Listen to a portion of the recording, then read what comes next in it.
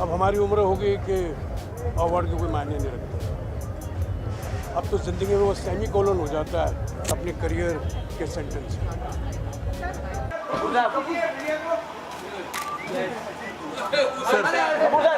Sir गाड़ी जाने दो सर। Thank you sir.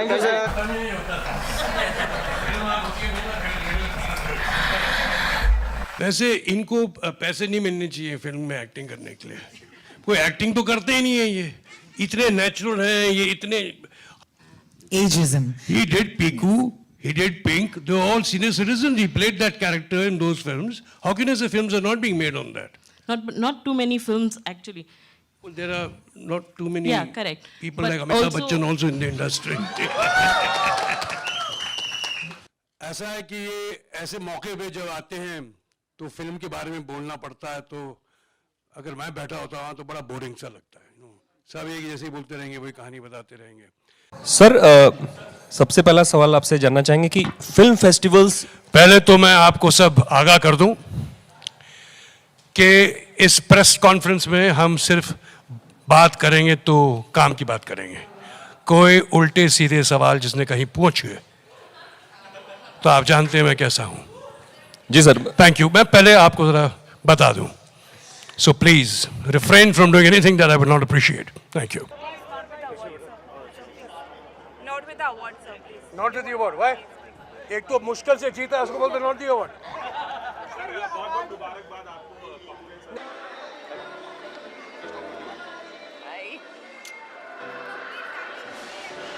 पहले आपको ये बता दें कि हम एक घर में नहीं रहते हैं, हम अलग अलग रहते हैं। तो ये सिर्फ कोइंसिडेंस है, इत्तेफाक है कि हम एक ही वक्त आए और हम आपके सामने हाजिर हैं।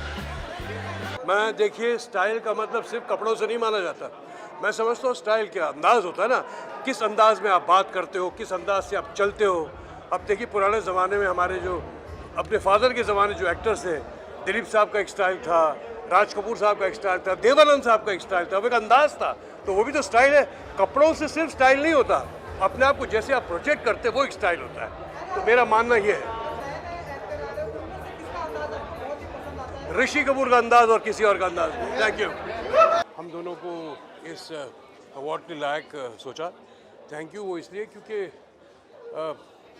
इस उम्र में आके हमको as a what timeless couple award मिल रहा है, बहुत खुशी की बात है। So thank you Hindustan time, thank you viewers and thank you everybody. Thank you. वही मेरे वर्ड्स वही होंगे ना, थोड़ी अलग थोड़ी होंगे। Sir, with all these trolls, these news headlines, and all these tweets, how do you react to all this? How do you I take do this that in? all for myself. I don't do it for you. मैं अपने लिए करता हूँ। मैं मेरा एक opinion होता है, मेरा एक देखने का नज़रिया होता है, और मैं वो लिखता हूँ। और मैं हर बार कोई गलती बात लिख देता हूँ, लेकिन वो होती दिल से, मैं बनाता नहीं हूँ। बस दैट इज इट। No. अब कोई भारतीय जैसी भाई कोई क्वेश्चन पूछो ना भाई। No, of She'll course, answer we you. really enjoy your tweets. It's just that how do you take all of this happening? I take it with a pinch of salt. ये चीज़ें you must not take it serious to heart. ये ठीक है, मज़े की बातें हैं। You know it's a platform to express your vision, your own thoughts. ठीक है, मैं ऐसे ही करता हूँ मैं। You're not supposed to take it very seriously.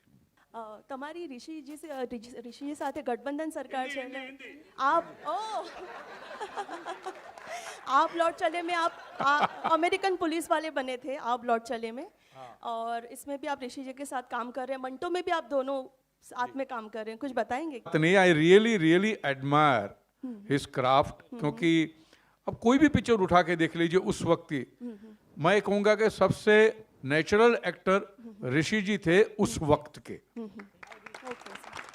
अब कोई भी पिक्चर उठाइए, दामिनी हो या कोई भी पिक्चर उठा के देख लीजिए आप, तो we used to really admire कि उस टाइम के अंदर भी जब उस किस्म के एक्टर थे, उनमें ऋषि जी एक एक्टर है। तो एक, और फिर उनके साथ मौका मिला काम करने का आप लौट चले में, तभी भी बहुत मज़ा आया। आर के बैनर में काम करने का एक अपना गौरव होता है, तो मुझे मिला, उसके लिए भी मैं खुश नसीब हूँ। और फिर जब ये आई बात कि ऋषि जी ये मतलब डेफिनेटली करेंगे, एक तो क्या होता है कि उम्र में एक मकाम ऐसा आता है कि आपकी जर्नी भी अच्छी होनी चाहिए, अच्छे लोगों के साथ काम करो, उसका मज़ा कुछ और होता है। तो ये अहम पॉइंट है।